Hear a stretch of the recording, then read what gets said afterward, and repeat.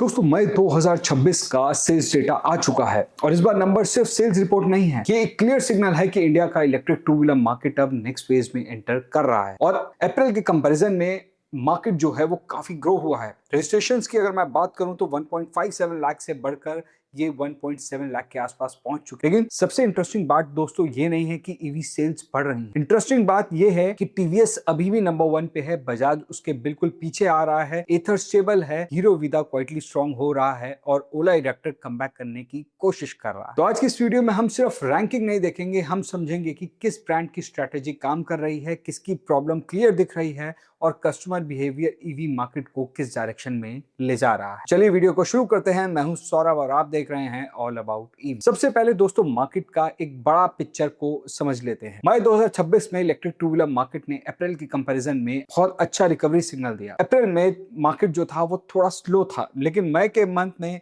Registration फिर से ऊपर गए हैं। वाहन डैशबोर्ड के रिपोर्ट के हिसाब से मई मंथ में electric two wheeler registration around 1.70 lakh तक पहुंच चुके हैं, जबकि अप्रैल में ये नंबर 1.57 लाख के अराउंड था। अब इसका सिंपल मतलब यह है कि दोस्तों डिमांड जो है वो वापस आ रही है और डिमांड वापस आने के पीछे 3 मेजर रीजंस है। पहला, पेट्रोल प्राइस प्रेशर। जब रनिंग कॉस्ट का गैप पेट्रोल स्कूटर और ईवी स्कूटर के बीच में क्लियरली दिखने लगता है तो बायर ईवी को सीरियसली कंसीडर करने लगता है। दूसरा, ब्रांड ट्रस्ट इंप्रूव हो रहा है। पहले ईवी बायर्स को बैटरी, सर्विस और रेंज को लेकर काफी सारे डाउट होते थे। अब टीवीएस, बजाज, एथर, हीरो जैसे एस्टैब्लिश ब्रांड प्लेयर्स मार्केट में एग्रेसिवली पुश कर रहे हैं और काफी सारे स्कूटर सेल भी हो चुके हैं, लोगों के पास काफी फीडबैक आ चुका है। और तीसरा, ईवी अब सिर्फ अर्ली अडॉप्टर का प्रोडक्ट नहीं रहा। अब family buyers, office commuters, delivery users और सिटी राइडर्स सब ईवी कंसीडर कर रहे हैं। दोस्तों मई 2026 में टीवीएस ने अपनी नंबर 1 पोजीशन को मेंटेन रखा। टीवीएस के रजिस्ट्रेशन अराउंड 42,376 यूनिट के अराउंड रिपोर्ट किए गए और मार्केट शेयर अगर मैं बात करूं तो रफली अराउंड 24 to 25% के जोन में। अब सवाल सिंपल है कि टीवीएस इतना स्ट्रॉन्ग क्यों? सिंपल आंसर है, टीवीएस iQube एक सेफ फैमिली ईवी बन चुका है। टीवीएस का अप्रोच कोई फ्लैशी नहीं है, वो लाउड मार्केटिंग से ज्यादा ट्रस्ट, प्रैक्टिकलिटी और सर्विस पर गेम खेल रहा है। iQube का बायर कौन है? फैमिली बायर, ऑफिस कम्यूटर, पहली बार ईवी लेने वाला कस्टमर और वो कस्टमर जो रिस्क लेना नहीं चाहता। और इंडिया में मास मार्केट ईवी के लिए यही सबसे इंपॉर्टेंट ऑडियंस। टीवीएस का बिगेस्ट स्ट्रेंथ ये है कि बायर को लगता है कि अगर ईवी लेना है लेकिन एक्सपेरिमेंट नहीं करना तो टीवीएस जो है वो सबसे सेफ ऑप्शन। और इसी वजह से बजाज जो है वो भी क्लोज आ रहा है, लेकिन टीवीएस अभी भी टॉप पोजीशन पर बैठा हुआ है। अब बात करते हैं दोस्तों मई 2026 के सबसे इंटरेस्टिंग प्लेयर की, यानी कि बजाज चेतक ने मई मंथ में अराउंड 39,000 यूनिट के आसपास रजिस्ट्रेशन किए। अब यहाँ पे दोस्तों एक इंपॉर्टेंट पॉइंट ये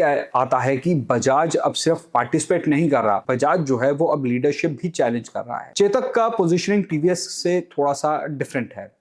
TVS practical family EV scooter है, लेकिन बजाज थोड़ा सा premium, solid metal body classic scooter image के साथ आता है और इंडियन बायर के माइंड में बजाज नाम का ट्रस्ट बहुत डीप है। अगर बजाज प्रोडक्शन, अवेलेबिलिटी और वेरिएंट प्राइसिंग को एग्रेसिव करता है तो कमिंग मंथ्स में टीवीएस वर्सेस बजाज की जो रेस है ये काफी क्लोज आ सकता है। अब बात करते हैं दोस्तों थर्ड पोजीशन की, जिस पे बैठा है एथर एनर्जी। एथर ने मई 2026 में अराउंड 28,190 यूनिट रजिस्टर। एथर की प्रॉब्लम दोस्तों सेल्स नहीं है, एथर की प्रॉब्लम है गैप। ब्रांड स्ट्रॉन्ग है, प्रोडक्ट स्ट्रॉन्ग है, टेक्नोलॉजी परसेप्शन स्ट्रॉन्ग है, लेकिन एथर रिश्ता जो है जो इन्होंने रिसेंटली लॉन्च किया उसके बाद जो है वो फैमिली ऑडियंस तक रीच जो है वो इनकी काफी हद तक इंप्रूव भी हुई है। लेकिन बजाज और टीवीएस के कंपैरिजन में एथर अभी भी एक गैप फेस कर रहा है और वो गैप है कि एथर का ब्रांड प्रीमियम टेक इमेज के साथ स्ट्रॉन्ग है, लेकिन मास मार्केट फैमिली बायर्स के लिए लोगों के माइंड में टीवीएस और बजाज का ट्रस्ट जो है वो ज्यादा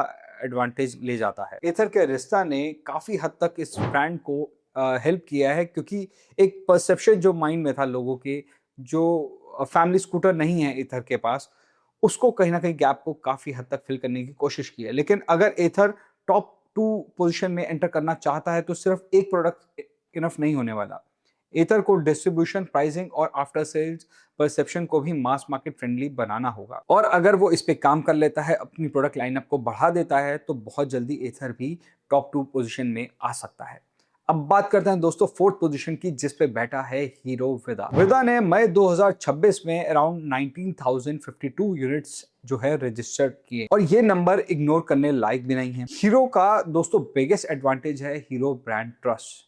विदा का रिमूवेबल बैटरी कॉन्सेप्ट जो कि एक बहुत स्ट्रॉन्ग यूज केस सॉल्व करता है, स्पेशली उन बायर्स के लिए जो फ्लैट्स में रहते हैं, रेंटेड हाउस में रहते हैं, और जिनके पास डेडिकेटेड पार्किंग चार्जिंग पॉइंट भी नहीं है। इंडिया में चार्जिंग प्रॉब्लम सिर्फ इंफ्रास्ट्रक्चर का इशू नहीं है, charging problem actually housing pattern का भी इशू है। हर बायर के पास बेसमेंट पार्किंग में सॉकेट नहीं होता, हर सोसाइटी में ईवी चार्जिंग अलाउ नहीं, हर रेंटेड हाउस में चार्जिंग परमिशन इजी नहीं, और यहीं पे विदा का रिमूवेबल बैटरी कॉन्सेप्ट काफी प्रैक्टिकल हो जाता है। इसीलिए हीरो विदा सिर्फ एक स्कूटर नहीं है, एक चार्जिंग कन्वीनियंस सॉल्यूशन के एंगल से भी बहुत ही ज्यादा प्रैक्टिकल हो जाता है। और कहीं ना कहीं इसी प्रैक्टिकलिटी की वजह से हीरो विदा जो है वो थर्ड पोजीशन पर अपनी इमेज जो है मेंटेन करके बैठा है। अब बात करते हैं दोस्तों मोस्ट शॉक अबाउट ब्रांड की, यानी कि ओला इलेक्ट्रिक की। मई 2026 में ओला ने अराउंड 15,139 यूनिट्स रजिस्टर, जो कि अप्रैल के कंपैरिजन में अराउंड 23% ग्रोथ दिखा रहा है। अब ये ओला के लिए पॉजिटिव सिग्नल है, लेकिन क्वेश्चन फिर भी यही है, क्या ये रियल कमबैक है या फिर ऑफर ड्रिवन टेम्परेरी रिकवरी। ओला के पास अभी भी ब्रांड रिकॉल जो है वो काफी स्ट्रॉन्ग है, प्राइस एग्रेशन काफी स्ट्रॉन्ग, प्रोडक्ट एंगल वाइड है, लेकिन ओला के साथ सबसे बड़ा चैलेंज है ट्रस्ट रिबिल्डिंग। ईवी मार्केट में कस्टमर सिर्फ रेंज और फीचर्स नहीं देखता, कस्टमर पूछता है कि सर्विस कैसी है, बैटरी रिलायबिलिटी कैसी है, कंप्लेंट रिजॉल्व होती है भी या नहीं, लॉन्ग टर्म ओनरशिप स्मूथ रहेगी या नहीं। और ओला अगर सर्विस एक्सपीरियंस और रिलायबिलिटी परसेप्शन को फिक्स कर देता है तो कमबैक जो है वो बहुत इजीली पॉसिबल हो सकता है। लेकिन अगर ग्रोथ सिर्फ डिस्काउंट और ऑफर से आ रही है तो ये सस्टेनेबल ग्रोथ नहीं है। ओला के लिए मई 2026 के नंबर्स पॉजिटिव है, लेकिन फाइनल जजमेंट तब होगा जब अगले 3 से 4 महीने में ये मोमेंटम जो है वो नंबर्स का ये कंटिन्यू रहे। अब बात कर लेते हैं दोस्तों मिड और लोअर रैंकिंग ब्रांड्स, जिसमें हम बात करते हैं एम्पियर की। एम्पियर ने अराउंड 7,696 यूनिट रजिस्टर किए, और ये ब्रांड भी वैल्यू ओरिएंटेड बायर्स के लिए और प्रैक्टिकल कम्यूटर सेगमेंट में काफी रेलेवेंट है। उसके बाद बात करते हैं दोस्तों रिवर मोबिलिटी की। इन्होंने मई 2026 में अराउंड 3,713 यूनिट्स रजिस्टर किए। रिवर इंडी का केस इंटरेस्टिंग है बिकॉज ब्रांड के पास अभी भी लिमिटेड प्रेजेंस है, लेकिन प्रोडक्ट का पोजीशन जो है वो काफी क्लियर है, utility focus, spacious SUV type electric. अब बात करते हैं नेक्स्ट ब्रांड की, यानी कि बीगॉस की। बीगॉस ने मई 2026 में 3,296 यूनिट रजिस्टर किए।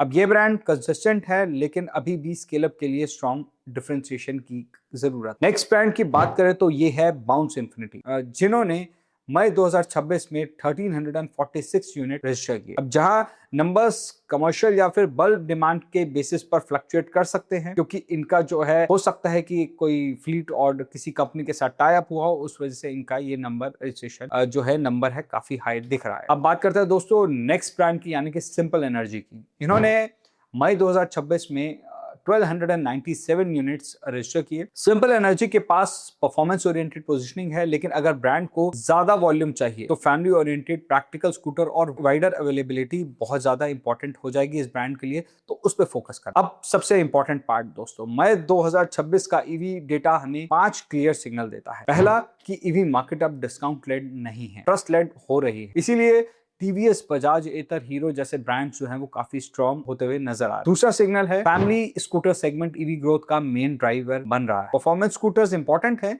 लेकिन मास वॉल्यूम अभी भी फैमिली बायर से ही आएगा।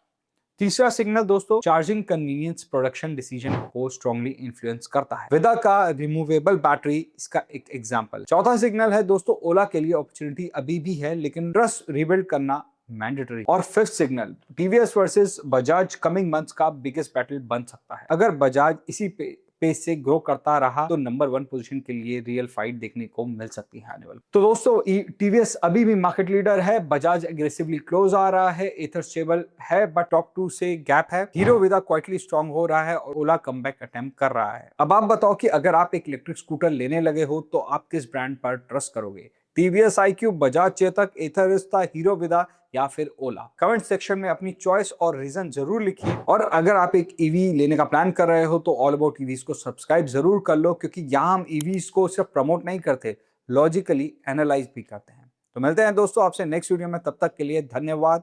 Drive safe and stay electric.